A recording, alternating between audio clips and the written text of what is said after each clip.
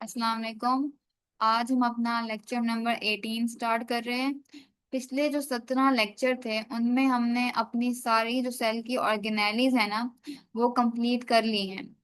जितनी भी organelles cell के अंदर होती हैं वो सारी हमने बेहतरीन तरीके के साथ with MCQs, short questions, long question सब डिस्कस कर लिए हैं। तो आज का जो टॉपिक है वो ये है कि आपकी किताब में एक पेज है जिसके ऊपर ऑर्गेनेलीज, उनकी लोकेशन और फंक्शन दिए हुए हैं। क्योंकि हमने सारी ऑर्गेनेलीज डिस्कस कर ली हैं और सब कुछ डिस्कस कर लिया है, तो हम एक छोटा सा क्विज कर लेते हैं कि आपको कितना जो है वो रिटेन हुआ है। तो जो बहुत इंपॉर्टेंट और जो थोड़ा से डिफिकल्ट एमसीक्यूज है ना वो मैंने रखे हैं। आज के लेक्चर में 11 एमसीक्यूज हैं। मैं स्टेटमेंट बोलूंगी, थोड़ा सा उसको एक्सप्लेन करूंगी और फिर पॉज आएगा 2 सेकंड का। उस दौरान आपने अपना आंसर अपने दिमाग में सोचना है, क्योंकि रिकॉल भी तो होना चाहिए ना इंफॉर्मेशन का, ताकि वो परमानेंट मेमोरी में स्टोर हो जाए। तो रिकॉल करना पड़ता है इंफॉर्मेशन को परमानेंट मेमोरी में स्टोर करवाने के लिए। तो हम अपने कुछ एमसीक्यूज डिस्कस करेंगे। आप दिमाग में आंसर सोचिएगा उनका, ठीक है? और फिर 2 सेकंड बाद मैं उसका आंसर बताऊंगी। तो पहला एमसीक्यूज ये है कि स्फेरिकल और Oval organelle containing DNA is. ऐसी कौन सी ऑर्गेनेली है जो स्फेरिकल दिखती है, ओवल दिखती है और उसके अंदर डीएनए होता है? देखो, ऑर्गेनेली वही चीज है जो कि मेम्ब्रेन बाउंड है और सेल के अंदर मौजूद होती है। ठीक है, उसे हम ऑर्गेनेली कहते हैं। तो ऐसी कौन सी ऑर्गेनेली है जिसके अंदर डीएनए मौजूद है और वो स्फेरिकल और ओवल दिखती है? आप सोचें, 2 सेकंड आपके पास है आंसर सोचने के लिए। आंसर क्या है? न्यूक्लियस। लेकिन डीएनए हमारे पास दो और ऑर्गेनेली ऐसी हैं उनके अंदर मौजूद होता है। वो दो ऑर्गेनेली कौन सी हैं? माइटोकॉन्ड्रिया और क्लोरोप्लास्ट। लेकिन वो स्फेरिकल और ओवल नहीं होती। ठीक है ना?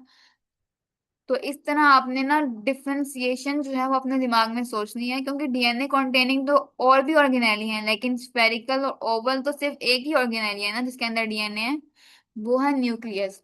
चलिए अब दूसरा एमसीक्यूज देखते हैं अपना। न्यूक्लियर जो न्यूक्लियस है is in centre of which cell. किन सेल के अंदर न्यूक्लियस जो है वो सेंटर में पाया जाता है?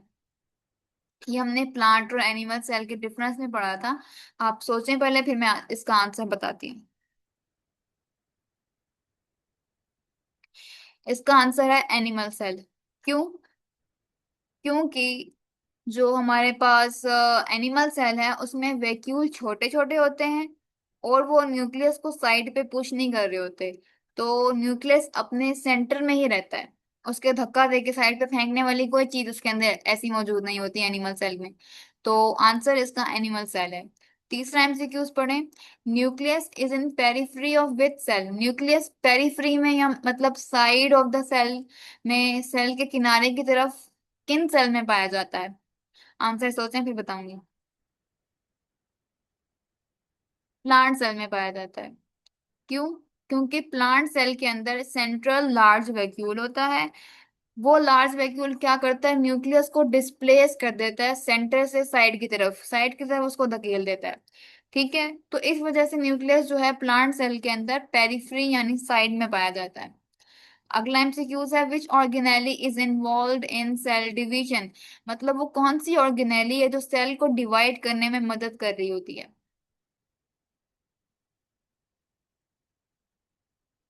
न्यूक्लियस आंसर है, क्योंकि न्यूक्लियस के अंदर हमारे पास डीएनए है और डीएनए ही जो है उसके अंदर इंफॉर्मेशन है। और वो इंफॉर्मेशन इस बारे में है कि सेल को कब डिवाइड होना है, कैसे डिवाइड होना है, कितना डिवाइड होना है। तो इस डिवीजन को कंट्रोल करने वाली ऑर्गेनेली कौन सी हुई? न्यूक्लियस हुई। तो अगला एमसीक्यू हमारे पास क्या है? A tough non living outer layer made of cellulose. इसमें तीन जो है वो चीजें हैं आपके पास हाईलाइट हुई हुई कि आप आंसर तक पहुंच सकें। पहले आंसर सोचें फिर बताऊंगी। आंसर क्या है? Cell wall. क्यों? क्योंकि टफ है, नॉन लिविंग है, आउटर है सबसे, और किस चीज से बनी हुई है? सेलुलोज से बनी हुई है। ठीक है। अगला एमसीक्यूज है हमारे पास which organelle allow salts and water to पास।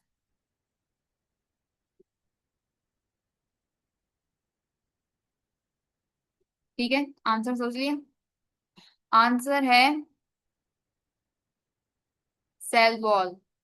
क्यों? सेल मेम्ब्रेन क्यों नहीं है? क्योंकि सेल मेम्ब्रेन सिलेक्टिवली परमिएबल था, वो हर एरी गैरी चीज को जो है अपने अंदर से गुजरने नहीं देगा। लेकिन सेल वॉल सिलेक्टिवली परमिएबल नहीं थी, तो उसके अंदर से तो सॉल्ट और वाटर आराम से गुजर जाएगा। ठीक है। सातवां एमसीक्यू है, fluid filled space surrounded by membrane is. ठीक है, फ्लूइड फिल्ड स्पेस है कोई, और उसको किसी मेम्ब्रेन ने सराउंड किया हुआ है, कौन सी चीज है? वैक्यूल आंसर है। ठीक है। आठवां एमसीक्यू है, which organelle contains salt and water. कौन सी ऑर्गेनेली है जिसके अंदर सॉल्ट और वाटर पाया जाता है? वैक्यूल आंसर है। ठीक है, हमने पिछले ही दो लेक्चर में पढ़ा था वैक्यूल के फंक्शन के बारे में, कि उसका फंक्शन जो है वो स्टोरेज होता है, कि वो किसी तरह अपने अंदर एक्सेस वाटर और सॉल्ट जो है वो स्टोर कर लें, ताकि जब इन्वायरमेंट में सॉल्ट और वाटर मौजूद ना हो, डेफिशिएंसी हो, तो वो अपने अंदर से वैक्यूम में स्टोर शुदा जो सॉल्ट और वाटर है उसको यूटिलाइज करे। जो अब नोवा एमसीक्यूज क्या है? Which organelle keeps plant cells turgid. इसका तो आंसर आता होगा। Vacuole is the organelle. ठीक है, वो रीजन हमने डिस्कस कर लिया पहले ही। ओके, 10वां एमसीक्यूज क्या है? Which organelle contains chlorophyll. Chloroplast. Chlorophyll का कलर क्या होता है? ग्रीन। ठीक है। 11वां एमसीक्यूज है कि which organelle traps light for photosynthesis. Chloroplast. How?